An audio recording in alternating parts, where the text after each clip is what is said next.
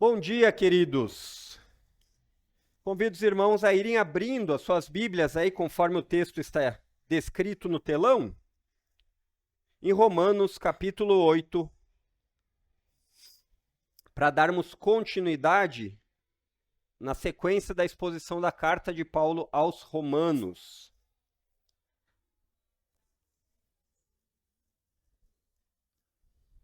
Romanos capítulo 8, dos versos 18 a 25. Então já é meio costumeiro aqui na igreja falar para você ficar com sua Bíblia aberta, mas nunca é pouco de a gente relembrar ou de falar, né? Não é uma coisa de menos importância. Então, abra sua Bíblia, fique com ela aberta, porque é importante que você aprenda do texto bíblico. A tarefa que nós temos aqui é poder expor o texto bíblico para que você aprenda. Certo? Então acompanhe aí comigo a leitura. Está dando só um pouco de eco aqui, Mateus. Então o texto bíblico diz assim, verso 18 de Romanos capítulo 8. Porque para mim tenho por certo que os sofrimentos do tempo presente não podem ser comparados com a glória a ser revelada em nós.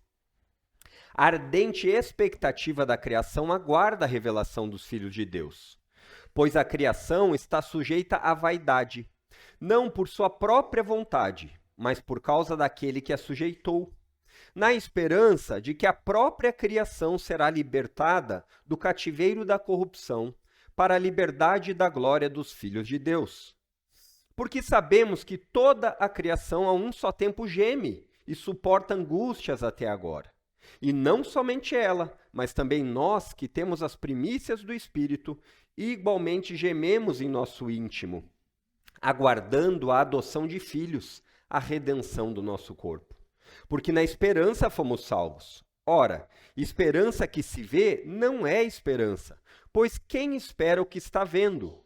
Mas, se esperamos o que não vemos, com paciência o aguardamos. Feche seus olhos, vamos ter mais uma palavra de oração. Pai, nós te pedimos que o Senhor nos corrija, que o Senhor nos incentive e que o Senhor nos console por meio do texto bíblico. Ajuda-nos nesse tempo em que vamos aprender mais da carta de Paulo aos Romanos a nos ajudar. Ajuda-nos a termos os nossos olhos e a nossa atenção voltados para a tua palavra. Que o Senhor seja sempre glorificado. Amém. Queridos, não sei se você já parou para pensar, mas a perseverança é algo que está enraizado na capacidade que as pessoas têm de ver além do presente. Para quê? Para um objetivo futuro. Essa é a ideia de perseverança. E isso acontece em todas as áreas da vida, percebendo ou não. Atletas, eles enxergam ou esperam o resultado daquilo que eles estão competindo. E por isso eles perseveram. Outras pessoas vão fazer a mesma coisa no trabalho. Pessoa, ela tem um objetivo pelo trabalho, então ela enxerga lá na frente e ela persevera. E isso acontece em todas as áreas da nossa vida. Isso acontece para todos os seres humanos. A diferença é que nem todas as pessoas vivem com uma perspectiva do futuro. Elas não pensam naquilo que elas vivem hoje à luz do futuro. Isso acontece. Muitas vezes as pessoas vão viver o presente sem enxergar ou pensar no que está por vir. E isso alcança o ponto mais alto quando nós pensamos na vida após a morte. Quando nós pensamos naquilo que a Bíblia chama de eternidade, de uma vida que vem após a morte. E é exatamente isso que o apóstolo Paulo vai nos ensinar hoje aqui, que nós devemos viver uma vida no presente à luz do que está por vir. Então, nós devemos ter a capacidade, ou pensarmos a respeito, de viver além do que os olhos físicos podem ver, com esperança e paciência. E aqui, nesse texto, nos versos 18 a 25, eu quero que você lembre da palavrinha ver. Ó, tá em vermelho lá, né? Por quê? Porque esses são os 3 pontos da pregação. O ver vai estar no verso 18, que é viver à luz da eternidade. O E está no verso 19 a 23, entender que esse mundo está quebrado. E o verso 24 e 25 é o R. Relembrar o que lhe aguarda, para que você possa viver com perseverança. Certo? Então, em primeiro lugar, viver à luz da eternidade, verso 18. Viver à luz da eternidade para suportar as lutas do presente. Olha o que o apóstolo Paulo diz aí no verso 18. Porque para mim, tenho por certo que os sofrimentos do tempo presente não podem ser comparados com a glória a ser revelada em nós. Percebe aí que o apóstolo Paulo, ele vai falar a respeito disso no verso 18, ligado ao raciocínio do que ele vem escrevendo. Então, o verso 18, ele está subordinado ao verso 17. Então, ele diz, para mim, tenho por certo que os sofrimentos do tempo presente não podem ser comparados com a glória que há de ser revelada em nós. Qual é a glória? Verso 17, ele disse, somos herdeiros de Deus, co-herdeiros com Cristo. A ideia é, nós temos uma herança nos esperando. Então, essa é a perspectiva que o apóstolo Paulo vai continuar a carta escrevendo. É uma perspectiva de uma herança que todo crente tem. E em cima dessa herança que ele sabe que tem, ele lembra. Tenho por certo que os sofrimentos do tempo presente não são nada, comparado com o que eu sei que está me aguardando na linha de chegada. E é interessante, eu não sei se você já parou para pensar nisso, como nós somos pessoas que ao escutar alguém falar sobre alguma coisa, por mais que a pessoa esteja falando verdade, e por mais que a pessoa saiba do que ela está falando, é o que nós chamaríamos de um pensamento ou uma parte técnica, né? Ou teórica, que a gente fala assim, bom, na teoria é assim. Mas quando nós escutamos alguém falando na teoria, parece que nós não damos todo o valor para se essa pessoa sabe na teoria, mas ela também viveu na prática. Por exemplo, quando você vai escutar alguém falando sobre criação de filhos, isso é bem comum. Tem pessoas que vão lhe ensinar coisas, falar coisas, mas se ela não tiver filho, você vai dizer assim, ela não sabe o que é isso de verdade, porque ela não tem filhos. Isso não quer dizer que o que ela falou não deveria ser ouvido. Mas acontece, não acontece? Não é assim? A gente não vai pensar assim, bom, por mais que essa pessoa esteja falando isso e seja verdade, é quando ela passa a ter filhos que eu consigo dar uma profundidade para o que ela me fala. Ou eu consigo confiar mais completamente nela. Faz sentido? Essa é a ideia. Nós vivemos assim. Então, quando nós falamos aqui a respeito de credibilidade de saber na teoria, mas aplicar na prática, o apóstolo Paulo, sem dúvidas, é uma pessoa que tem essas credenciais para falar sobre sofrimento. Porque muitas vezes, quando a gente vai escutar sobre sofrimento, nós dizemos assim, mas você não sabe o que eu estou passando, não é? Não é no momento de dor a gente não faz isso? Porque a pessoa não passou pelos mesmos sentimentos de sofrimento, você diz assim, olha, você não sabe o que é isso, né? Só que o apóstolo Paulo pode falar com propriedade sobre sofrer. Se você for ver o relato histórico do apóstolo Paulo, ele vai descrever lá em 2 Coríntios 11 as coisas que aconteceram com ele. Olha só, lá ele diz assim, associe com esse verso 18. Para mim, tenho por certo que os sofrimentos do tempo presente não podem ser comparados com a glória que há de vir. Aí o apóstolo Paulo fala assim, lá no capítulo 2, no capítulo 11 da segunda carta aos Coríntios. Ele foi preso, ele foi açoitado, ele foi chicoteado, ele apanhou com varas, que era um castigo que o Império Romano tinha na época. Ele foi apedrejado, quase morreu. Ele sofreu naufrágios 3 vezes, sendo que num desses naufrágios ele ficou à deriva o dia inteiro, pelo menos em um, esperando a morte. Ele foi também açoitado mais de uma vez. Ele também teve medo. Ele foi assaltado naquelas peregrinações que ele tinha que fazer para levar o evangelho. Ele foi traído pelas pessoas que estavam próximas. Ele teve fome, ele teve frio. Você acha que o apóstolo Paulo tem condições práticas e teóricas de falar de sofrimento? Tem. Então, Paulo não era um pastor sentado numa cadeira de marfim falando, olha, o sofrimento é algo que você... Ele sabe do que ele está falando. E tudo isso que ele está falando, olha o que ele diz no verso 18, ele diz, isso tudo é suportável. Isso tudo é incomparável porque eu sei o que me aguarda. Na mesma carta de Paulo, na segunda carta de Paulo aos Coríntios, no capítulo 4, você não precisa abrir. Quando eu falo rapidinho assim, é só para eu dar o texto que está. Olha o que ele diz lá, Paulo dizendo aos Coríntios. Ele disse assim, porque a nossa leve e momentânea tribulação, olha o que ele passou, o que eu li para vocês. Agora ele diz assim, isso é uma leve e momentânea tribulação. E isso produz para nós, cristãos, um eterno peso de glória, acima de qualquer comparação. Percebeu? E aqui você consegue entender o conceito de perseverança, mesmo que não apareça a palavrinha no texto. Por quê? Porque a ideia de estar relacionado com algo que você aguarda no futuro. Enquanto isso não acontece, você vive no presente. E Paulo ensina aqui nesse verso 18 que, embora ele reconheça que existem lutas no presente, Paulo não é alguém que está dizendo assim, olha, não se importe com o sofrimento. Ele sabe, embora a tristeza também exista do lado de cada eternidade. Você também tem medo, crentes têm medo, crentes têm dor. Isso sempre precisa ser colocado debaixo da perspectiva da glória que está por vir. Aqui ele fala no texto, no verso 18, os sofrimentos do tempo presente. O tempo presente que Paulo está dizendo é a época em que acontecem esses sofrimentos. Só que olha que coisa interessante aqui. Quando a Bíblia fala em últimos dias, tempo presente, a nossa mente tem a ideia imediata de associar com nossos dias, não é isso?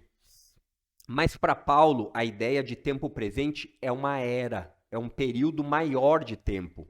Em contraste, essa era que nós vivemos, esse tempo presente, com a era vindoura, o tempo da glória.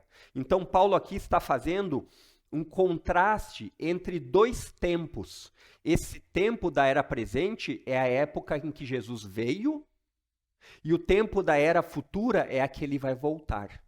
Então, enquanto ele não volta, nós vivemos no tempo presente com essas lutas. É isso que ele diz.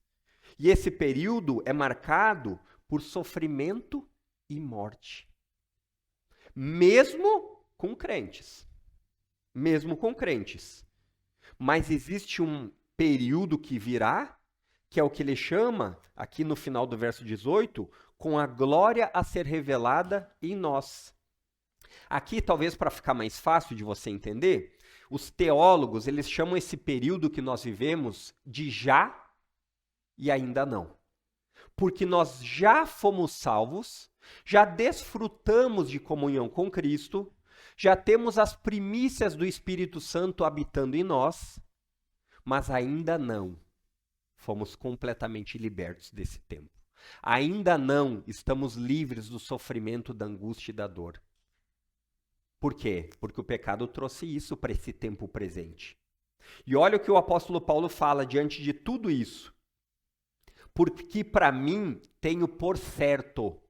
Aqui a tradução poderia ser assim, eu estou convicto, eu estou convencido, eu tenho certeza do que vai vir tem um valor incomparável. É o que Paulo chama de glória. A ideia da glória é de um valor incomparável, que vai ser revelada em nós crentes. Por que ela vai ser revelada? Porque ela ainda não veio. Nós vivemos no período do já e do ainda não. Talvez aqui seja mais fácil de você entender com uma reformulação aqui, uma ideia de uma ilustração. A glória diz respeito à ressurreição do corpo, é o verso 23 vai dizer. E esse período onde nós ainda não temos a liberdade do pecado, é um período que nós ainda gememos, sofremos, suportamos. Então é como se o apóstolo Paulo estivesse dizendo assim, olha, não importa o que eu tenha que passar nesse tempo presente, Não importa se for sofrimento, não importa se for perda, não importa se for dor, porque nada disso é capaz de ser comparado com o que eu sei que me aguarda, com a herança que está vindo. Porque se eu estou unido em Cristo, conforme ele diz no verso 17, eu sou um herdeiro de Deus. A herança está garantida. E essa herança é incomparavelmente melhor. Vocês sabem que, eu não sei se vocês sabem, eu acho que os irmãos sabem, eu sou uma pessoa que gosta de férias. Novidade, né? E a ilustração das férias é uma ilustração que diz respeito exatamente isso que nós estamos falando. Porque quando eu penso assim, bom, as férias vão demorar um tempo. E aí a dificuldade do dia a dia vai acontecer. Não vai? Vai. Então você está trabalhando. Nesse tempo do trabalho, você tem que se esforçar. Você se desgasta, você tem dificuldades, você se entristece. Mas quando você está vivendo à luz do que você sabe que vai vir, esse tempo pode ser suportado. Porque a expectativa do que vai vir é muito maior do que a do tempo presente. Entendeu? Essa é a verdade que você e eu precisamos entender. Nós precisamos absorver isso, nós precisamos viver, nós precisamos que a nossa mente seja cada vez mais preenchida com essa convicção. Seja o que for que aconteça na sua vida, se você está unido em Jesus por meio da fé, você não tem que ter medo do futuro. Você não tem que ter medo. Embora esse tempo presente lhe machuque e lhe traga dificuldades, você não precisa ter medo do futuro. Sabe por quê? Porque Deus está na linha de chegada. E não só isso. Ele prometeu que não só estaria na linha de chegada, mas que lhe conduziria até ela. É assim que a Bíblia ensina. É assim que acontece a caminhada cristã. Então, quando você pensa que você tem uma vida eterna garantida, os sofrimentos do tempo presente não é que ele não lhe machuque, mas ele vai ser colocado debaixo da perspectiva correta. O apóstolo João, lá na primeira carta dele, no capítulo 3, ele diz assim: amados, agora somos filhos de Deus, já somos. Mas ainda não se manifestou o que haveremos de ser. Ainda não. Não fomos completamente resgatados. O que nos leva aqui a entender, em primeiro lugar, o V de ver, viver à luz da eternidade. Viver à luz da eternidade. Viva a sua vida à luz da eternidade. Viva esse tempo presente lembrando do que vai vir. O que nos leva ao segundo ponto, que é o dos versos 19 a 23. O E, de entender que esse mundo está quebrado. Entender que esse mundo está quebrado para que você não seja seduzido por ele. Para que você não viva achando que isso é tudo que há. Isso é tudo que há no presente. Não é assim que muitas pessoas vivem? Não tem até músicas que diz assim, deixa a vida me levar, vida leva eu? Tem. Porque essas pessoas vivem achando que o mundo é um mundo que não está quebrado. Olha o que o apóstolo Paulo diz, verso 19.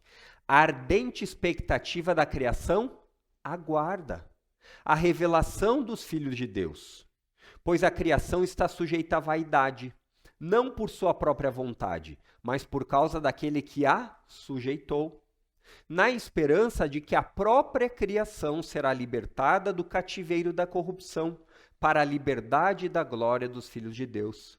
Porque sabemos que toda a criação, a um só tempo, geme e suporta angústias até agora. Você percebe? Aqui a gente vai ficar no verso 22 e depois a gente amplia para o 23.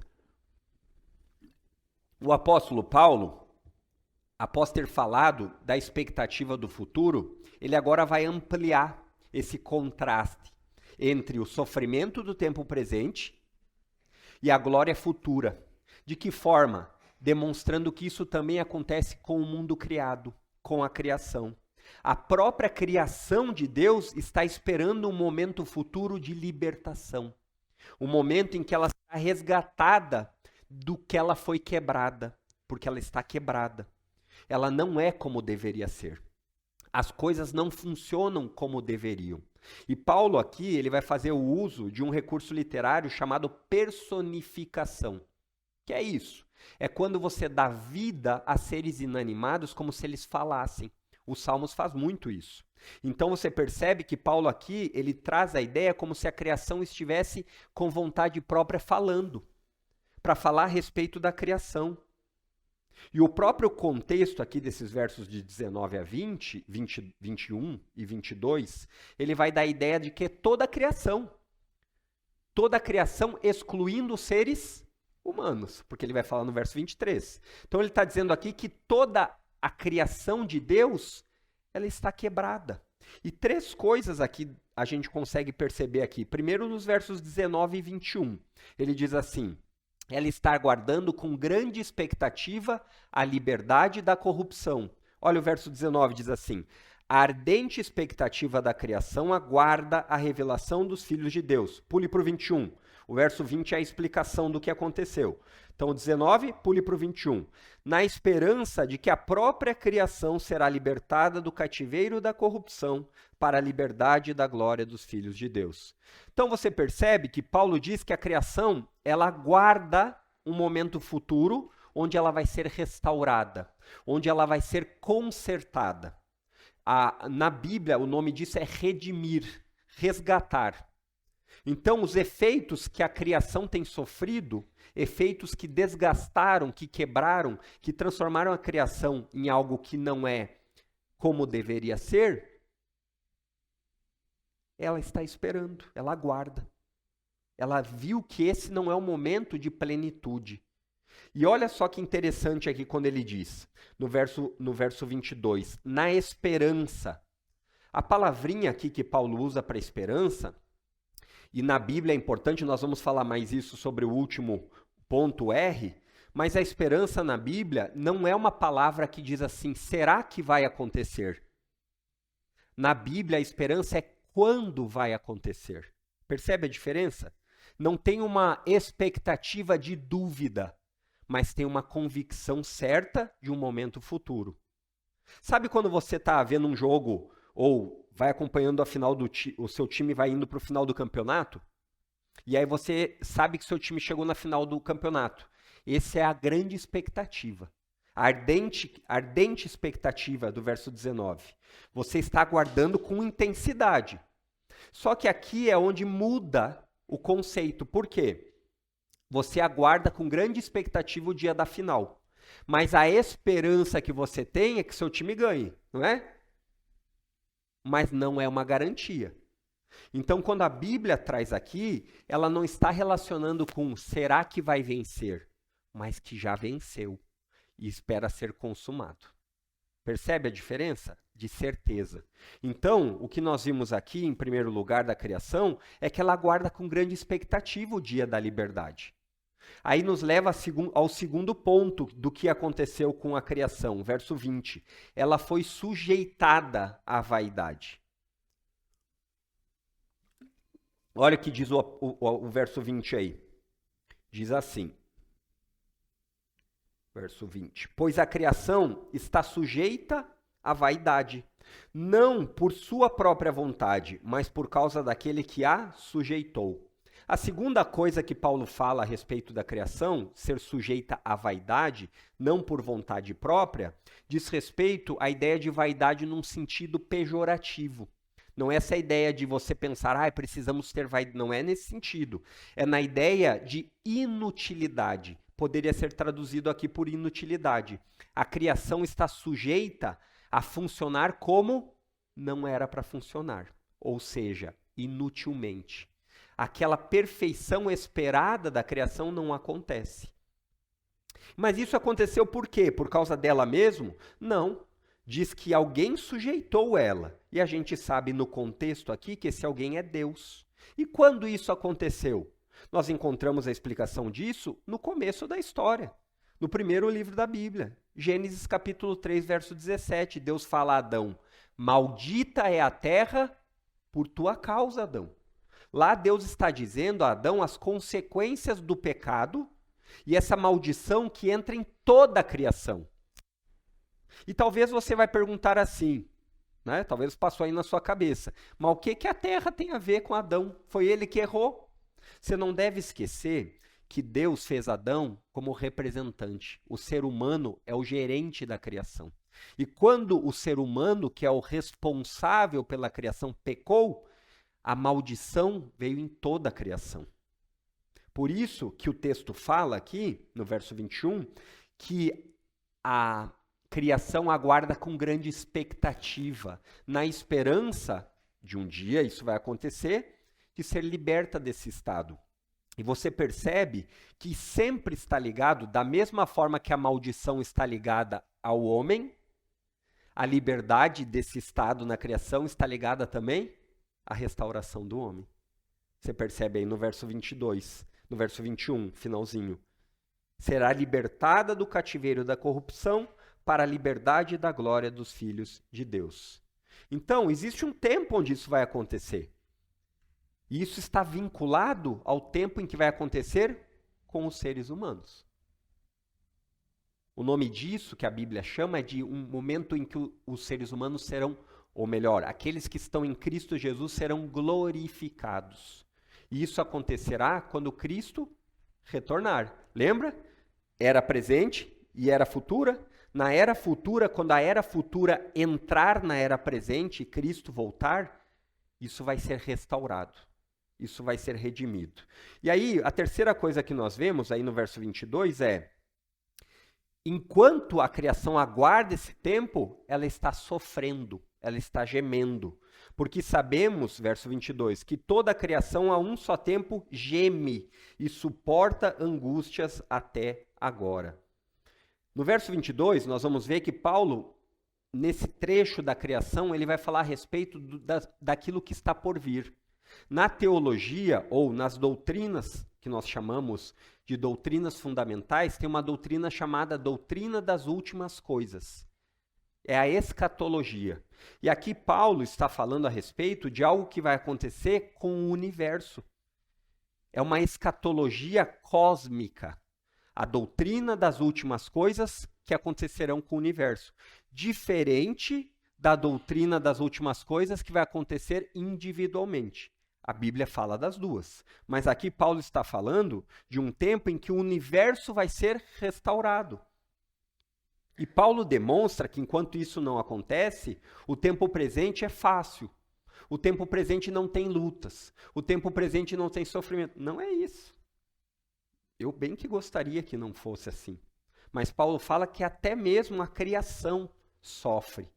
Até a criação geme de angústia, sofrendo, esperando o momento em que vai ser restaurada, no momento futuro. Então, se você acha que isso não é verdade com a criação, é só você olhar para fora. É só você ver o que acontece. Eu tenho na loja que eu trabalho um canteirinho com umas plantinhas chamadas liríope. Tive que estudar porque não lembrava do nome. E aí, vocês devem lembrar agora, poucos dias atrás, estava um calor enorme, né? E calor em cima de calor. E aquelas plantinhas morreram no canteiro.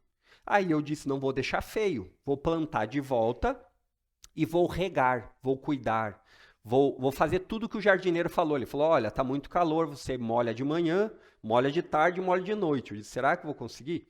Fiz. Mas depois de alguns dias, mesmo com todo esse cuidado, sabe o que aconteceu com as plantinhas? Morreram. Foi regado, foi plantado, mas elas morreram. E sabe o que cresceu sem eu regar, sem eu fazer nada, firme, forte, robusto? Mato e erva daninha. Sabe por quê? Porque o mundo está quebrado.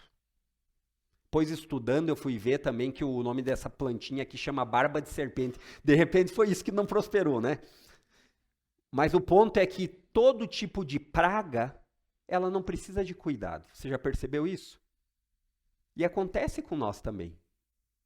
O que Paulo nos leva ao verso 23, que ele diz, e não somente ela, quem? A criação, mas também nós, que temos as primícias do Espírito, já somos salvos, igualmente gememos em nosso íntimo, aguardando a adoção de filhos, a redenção do corpo. Então Paulo passa da certeza do que aconteceu com a criação e do que acontecerá. Por causa de quem? Do homem, do gerente da criação. E ele fala que agora também, essa mesma expectativa aconteceu, acontece e acontecerá com o homem. Da mesma forma que a criação sofre e se desgasta, apodrece, assim também acontece com os seres humanos, não acontece? Crentes e descrentes. E deixa eu dizer para vocês, principalmente para as mulheres, a gente tenta amenizar esse estado de decomposição, não tenta? Minhas filhas me ensinaram a passar protetor solar, eu tenho tentado.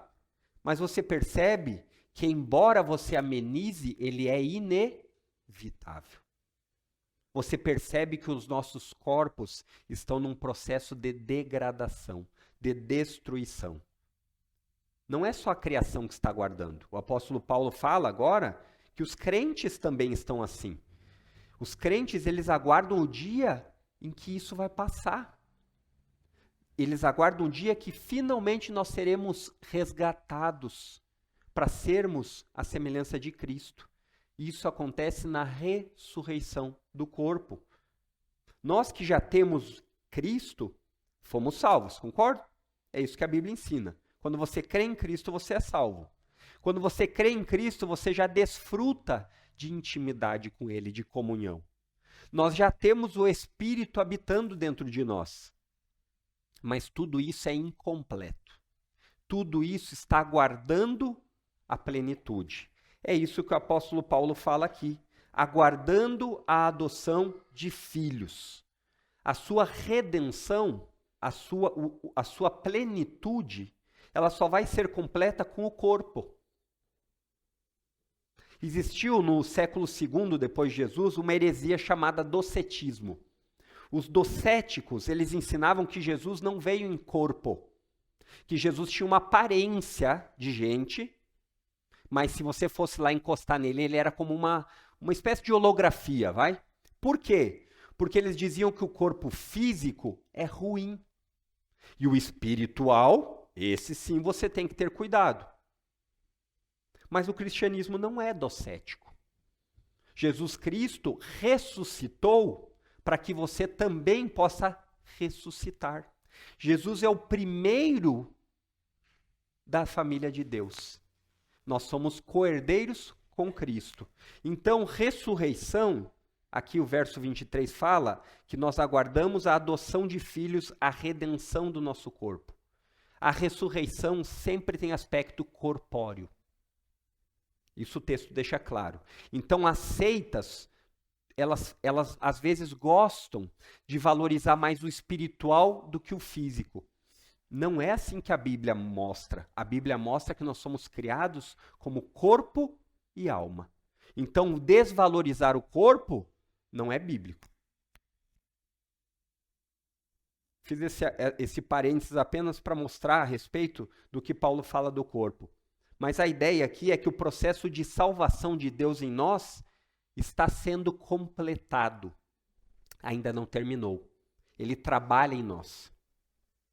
Mas enquanto isso não acontece, nós gememos, nós sofremos, nós somos atribulados, nós passamos por dificuldades. É isso que o apóstolo Paulo fala, que nós, crentes, gememos em nosso íntimo. Você já teve uma dor que você geme, que quando você tem ela, está doendo? A ideia é essa. Nós aprendemos que crentes não são livres de dificuldades.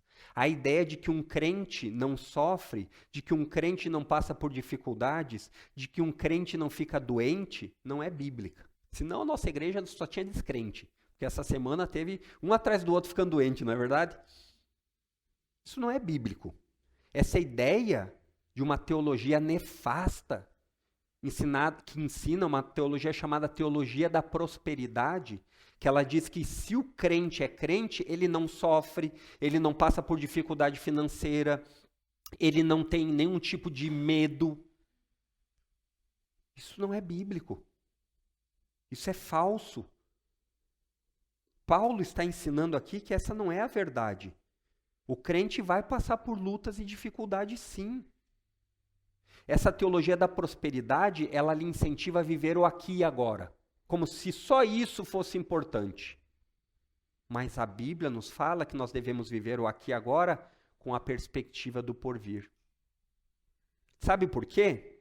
Porque o apóstolo Paulo ensinou, esse mundo está quebrado. Esse mundo não é o que deveria ser. E isso atingiu a toda a criação. Não é verdade? Então, quando o apóstolo Paulo fala aqui, no final do verso 23, que nós estamos, no final do verso 23, que nós estamos gemendo em nosso íntimo, é que de um lado, nós sofremos, nós nos entristecemos, a presença do pecado que ainda nos incomoda, que ainda nos adoece, que ainda nos faz, muitas vezes, ficarmos abatidos. Esse é um dos lados do nós gememos. Mas o outro é que nós gememos porque nós dissemos, Maranata, Senhor Jesus, volta logo. E eu sei que o Senhor prometeu que vai voltar. Então nós também esperamos com ardente expectativa esse dia. Você sabe como que você pode fazer isso? Isso não é algo que um descrente consegue. É porque é algo que não dá para entender intelectualmente? Não. Mas é porque é algo que o Espírito de Deus, habitando no crente, abre os olhos para ver e confiar. Então não é que essa mensagem não seja inteligível. Ela é. Mas quando você fala a respeito de vida eterna, do que está por vir, sem o Espírito Santo, isso é bobagem, é tolice. Então deixa eu dar um alerta aqui para vocês. Se você entendeu que o lado de cada eternidade, esse mundo está quebrado, não se deixe ser seduzido por ele. Viva esse mundo, esse tempo presente, para a glória de Deus. Eu não quero lhe incentivar a ter uma postura ascética. Não vale nada. Não, eu não vou comer churrasco, não vou comer chocolate. Não é isso. Mas não viva amando esse mundo de tal forma que todo o seu esforço, toda a sua dedicação seja para esse tempo presente só. Sabe por quê? Porque você está de passagem. Uma boa pergunta que você poderia fazer, eu fiz a mim nessa meditação é, será que eu gasto tempo pensando na vida eterna? Pensando naquilo que está por vir? Você já parou para pensar a respeito disso? Como a vida é breve. Como as coisas acontecem numa velocidade absurda. Que você diz assim, já? Uma das minhas orações constantes, queridos, tem sido, Deus, me ajuda a não desperdiçar o tempo, porque ele não volta. Porque muitas vezes nós damos desculpas para aprendermos mais sobre Deus, termos mais comunhão com Ele, para podermos vir mais na igreja, para termos mais tempo de oração, porque nós dizemos assim, eu não tenho tempo. Mas eu sei, queridos, eu sei que tudo que importa de verdade, nós arranjamos tempo, não é? Eu de vez em quando me pego, e depois eu fico triste comigo, eu começo a olhar o tal dos shorts do YouTube. Alguém já viu isso daí? E aí você roda um, e vem outro, e vem outro. E aí você vai indo, parece automático. Quando viu, passou mais de 1h30. Sem nada. Sem nada que edificasse. Quer dizer que eu estou incentivando vocês, não vejam mais... Não, claro que não. Mas por quê? Porque muitas vezes a nossa perspectiva está equivocada. Talvez isso aconteça comigo porque eu penso pouco sobre a eternidade. Talvez isso aconteça porque eu cheguei à conclusão e tenho convicção disso, que eu preciso colocar a meditação sobre a vida eterna com mais frequência no meu dia a dia. Sabe por quê? Porque isso vai me proteger de não ter expectativas do presente equivocadas. De achar que esse tempo tem a resposta para todas as coisas da minha vida. Então, Paulo, ele falou no verso 18, eu tenho certeza, eu estou convicto. Sabe por quê? Porque Paulo tinha informação bíblica de sobra. Paulo constantemente se alimentava com escritura. E por isso, por ter a mente e o coração impregnados de Bíblia, promessas de Deus, e relacionamento com Ele, ele podia dizer isso. Em primeiro lugar, o V de viver à luz da eternidade, para que você possa superar as lutas do presente. Em segundo lugar, o E de entender que esse mundo está quebrado, para que você não seja seduzido por ele. E em terceiro lugar, aqui o R de relembrar o que nos aguarda, para que você tenha paciência até que esse dia chegue. Versos 24 e 25. Porque na esperança fomos salvos. Ora, esperança que se vê não é esperança, pois quem espera o que está vendo? Mas se esperamos o que não vemos, com paciência o aguardamos. É como se você voltasse aí, lá no verso 18. Olha só o que ele diz. Se está com a Bíblia aberta, vai ser fácil. O apóstolo Paulo fala assim: porque para mim tenho por certo que os sofrimentos do tempo presente não podem ser comparados com a glória que há de ser revelada em nós. Porque na esperança fomos salvos. Ora, esperança que se vê não é esperança, pois quem espera o que está vendo? Mas se esperamos o que não vemos, com paciência o aguardamos. Percebeu? O que ele está dizendo aqui é que nós precisamos relembrar constantemente as promessas de Deus, para você poder viver nesse mundo quebrado. Ele foi quebrado pela presença do pecado. E o apóstolo Paulo aqui nos dá dois meios que são indispensáveis na vida cristã. E esses meios são esperança e paciência. A mensagem do Evangelho é um meio pelo qual Deus usa para lhe salvar. O Evangelho é uma boa notícia de que Cristo veio salvar pecadores. Então, por meio da confiança em Jesus, da fé em Jesus, ele nos salva já no presente. Mas essa salvação ainda não é palpável. Você não enxerga fisicamente. Ela ainda não está completa. Ela ainda não é visível. Por isso, Paulo fala que quando nós somos salvos, nós recebemos a esperança do que vai vir. Na esperança, fomos salvos. A fé e a esperança são os dois lados da mesma moeda, onde a fé bíblica, a esperança. Porque ela lida com algo que nós não enxergamos, mas temos certeza, como o apóstolo Paulo fala no começo do verso 18, do que vai acontecer. Na carta aos Hebreus, no capítulo 11, lá você vai ter uma lista dos heróis da fé. E ela começa a ideia dos heróis da fé dizendo assim: a fé é a certeza das coisas que se esperam, a convicção dos fatos que não se veem. Entendeu? A fé cristã é você tem certeza porque a esperança foi prometida. E essa esperança é garantida. Aí o apóstolo Paulo fala, na segunda parte que nós lemos lá da segunda carta aos Coríntios, ele diz assim: porque nós crentes vivemos não atentando nas coisas que se veem, mas as que não se veem. Porque as que se veem são temporais, se desgastam, se degradam. Mas as que não se veem são eternas, aquilo que está vindo. Sendo assim, a esperança tem esse aspecto de lhe relembrar constantemente o que lhe aguarda. Esse é o antídoto para esse tempo presente. Esse é o antídoto para os crentes poderem passar por esse período de dor e sofrimento. O profeta Jeremias escreveu sobre isso, lá em Lamentações. Israel estava sitiada, ruinada, quebrada, sendo conquistada por povos estrangeiros. E lá em Lamentações 3, 21, ele diz assim: eu quero trazer à memória aquilo que me dá esperança. Mas a esperança do profeta Jeremias não é a esperança duvidosa. É a convicção daquilo que vai acontecer, mas que eu ainda não vejo. Deixa eu fazer uma breve distinção importante aqui entre esperança bíblica e esperança cultural. Por quê?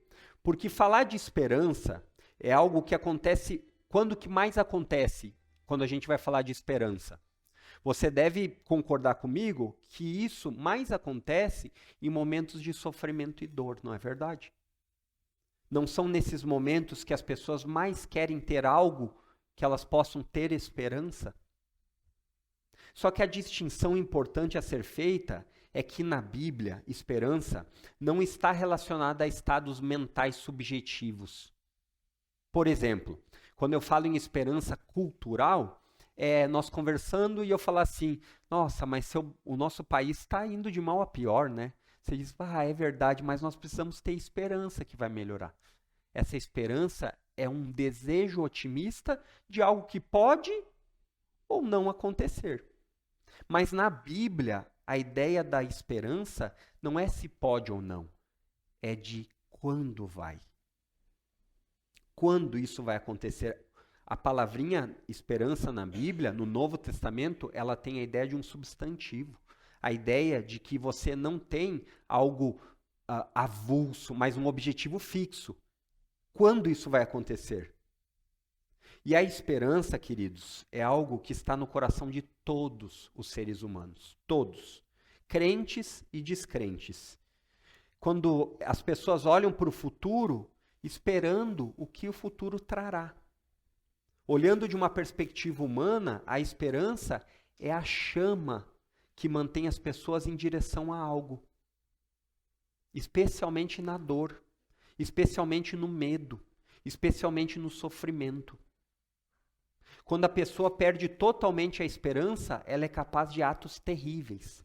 Sabe como quando você fala assim, olha, se lhe assaltar, se o bandido vir lhe assaltar, não reaja, porque ele não tem nada a perder.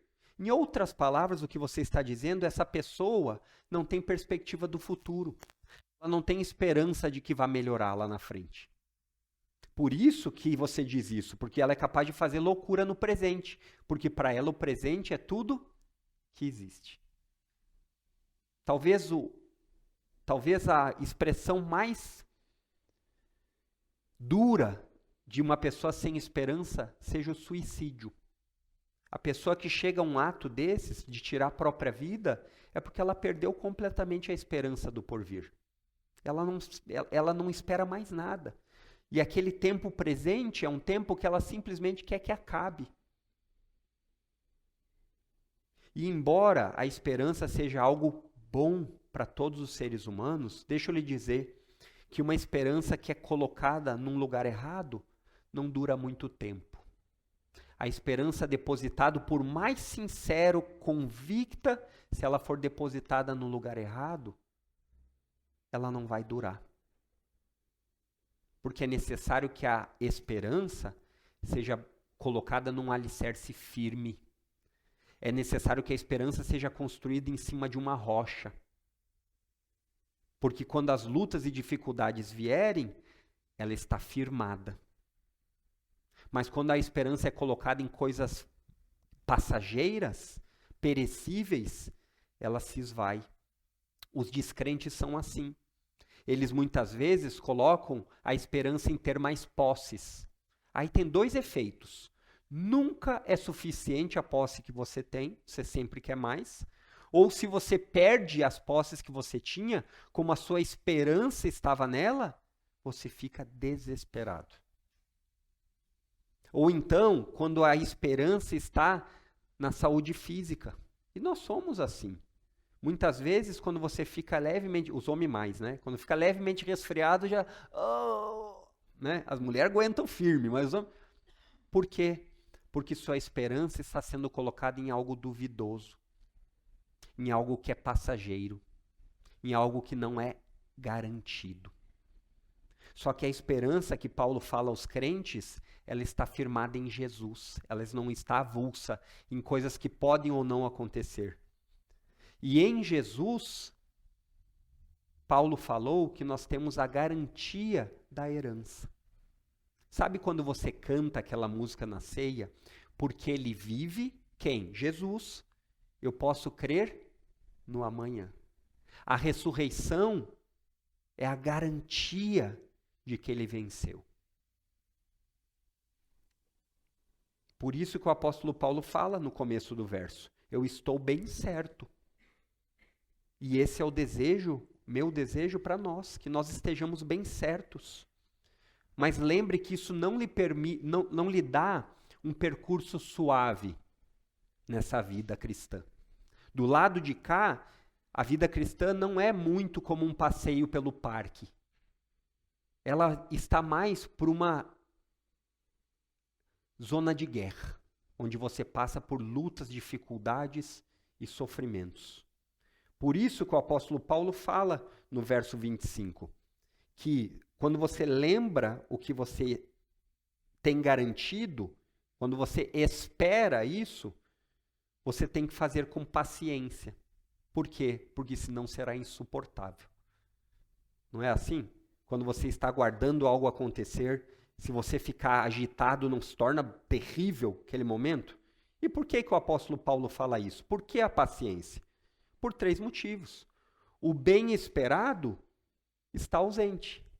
Aquilo que nos foi prometido ainda não está consumado. Em segundo lugar, porque demora na nossa perspectiva. Está vindo, mas nós não sabemos quando. E por terceiro, porque existe interferência de muitas dificuldades. E em um mundo, queridos, de geração chamada de geração fast food, que é a ideia de comida rápida, de você não esperar para nada, um mundo que a mídia social nos tornou capazes de falar com uma pessoa do outro lado do mundo em segundos, a paciência é algo que está cada vez mais difícil de ser exercitado. Não é verdade? Até mesmo pelos crentes. Porque uma coisa é, quando tudo vai bem, a gente dizer assim, não, eu estou esperando. Mas quando as coisas vão mal, é necessário paciência. E a realidade disso, porque é necessário, porque do lado de cá não se iluda. Sempre você vai ter algum tipo de dor, de sofrimento, em maior ou menor grau. Sempre. Porque o mundo está quebrado. O mundo tem problemas. Então, saber e relembrar as promessas de Deus são muito bem-vindas para fortalecer a paciência. Sabe por quê? Porque pregar a vocês é mais fácil do que pregar para mim mesmo. Ao preparar esse sermão, várias vezes eu fui confrontado, Senhor, mas eu não consigo agir dessa forma, com essa confiança que o apóstolo Paulo fala. Então nós precisamos relembrar.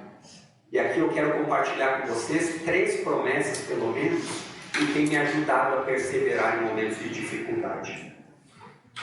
Quando as coisas vão mal, quando eu não consigo enxergar uma perspectiva do jeito que eu gostaria, eu lembro de Romanos 8:28, que diz, sabemos que todas as coisas cooperam para o bem daqueles que amam a Deus. Esse é um lugar seguro.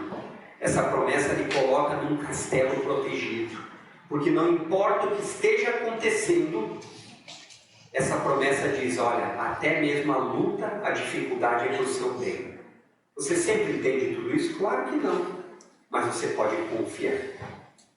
Ou então quando eu tenho medo do amanhã, medo do que está por vir, mesmo que saiba que aquilo que me aguarda é incomparavelmente melhor, eu ainda tenho medo. Vou confessar aos irmãos, eu ainda tenho. E aí eu me lembro de Isaías 41:10, que diz assim, não tenha medo, porque eu estou com você. Não fique com medo, porque eu sou o seu Deus. Eu que lhe dou forças. Sim, eu te ajudo e eu te seguro com a minha mão direita poderosa. Isaías 41:10. Ou então, quando eu me sinto abandonado ou sozinho. Isso acontece na nossa vida, na vida dos crentes. Que Deus me livre de passar por esses momentos, mas eles podem vir. Aí eu me lembro do Salmo 27:10. Mesmo que meu pai e a minha mãe me abandonem, o Senhor cuidará de mim até o fim. E é importante você fazer isso.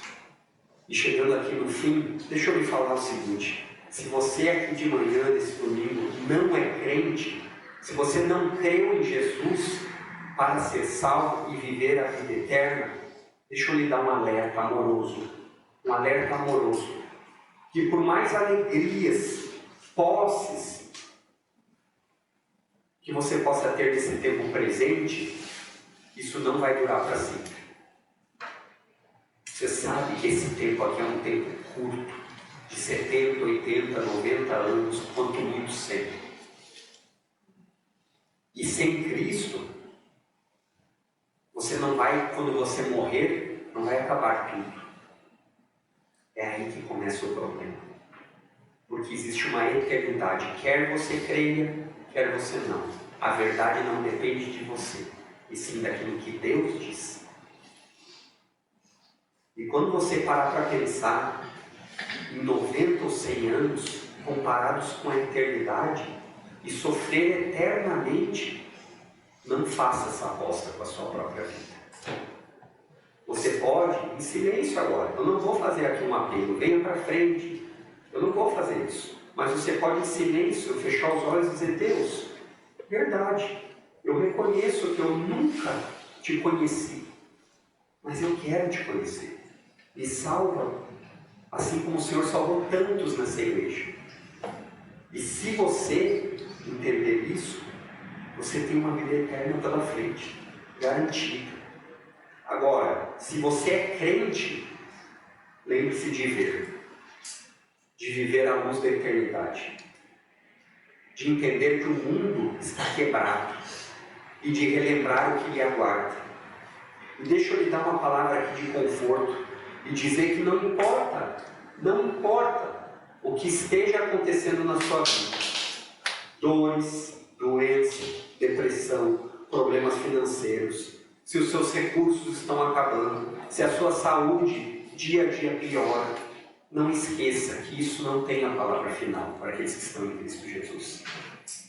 É questão de tempo para você desfrutar de uma alegria plena, sem dor, sem sofrimento, por causa da união com Cristo. A garantia que você tem é que Jesus ressuscitou. E porque Ele ressuscitou, você pode ter coragem e paciência. Porque Jesus disse: eu disse tudo isso para que vocês tenham paz em mim. Aqui no mundo, vocês terão muitas aflições. Mas animem-se, porque eu venci o mundo. E Deus nos ajude, queridos. Vamos orar. Pai Santo, obrigado. Obrigado por esse tempo em que nós podemos aprender sobre Ti, sobre a Tua palavra. Ajuda-nos, confortando-nos em meio às lutas que temos no tempo presente. Ajuda-nos a enxergar essa vida em uma perspectiva eterna, não desvalorizando o tempo presente, mas sabendo que o que está por vir é muito melhor. Pai, lutamos com nós mesmos, sofremos, somos muitas vezes atribulados, mas nos ajuda a lembrar que em tudo isso nós já somos mais que vencedores, porque o Senhor Jesus venceu a morte em nosso favor. Para a Tua glória sempre, Pai, é o nosso desejo. Amém.